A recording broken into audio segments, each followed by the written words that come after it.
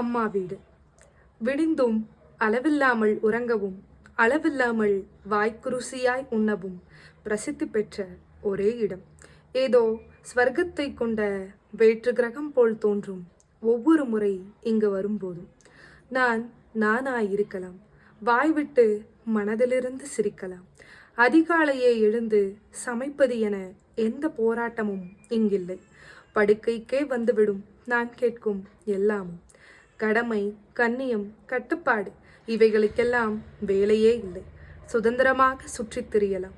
ஸ்வர்க்கம் போல இருக்கும் பல நாள் தொடர் வாழ்க்கைக்கு பிறகு சொந்த வீட்டில் பெற்றோருடனும் உடன் பிறந்தோருடனும் ஒரு வகை உரையாடல். எல்லா இடங்களிலும் நான் பிறர்க்கென வாழ்கிறேன். இங்கு மட்டும்தான் நான் எனக்கென வாழ்கிறேன். மனதுக்கு அமைதி, உயிருக்கு அமைதி. சிறு வயதிலிருந்து சாதாரணமாக தெரிந்த இந்த சொந்த வீடு திருமணத்திற்கு பின் மட்டும் ஏன் ஸ்வர்க்கம் போல் தோன்றுகிறது?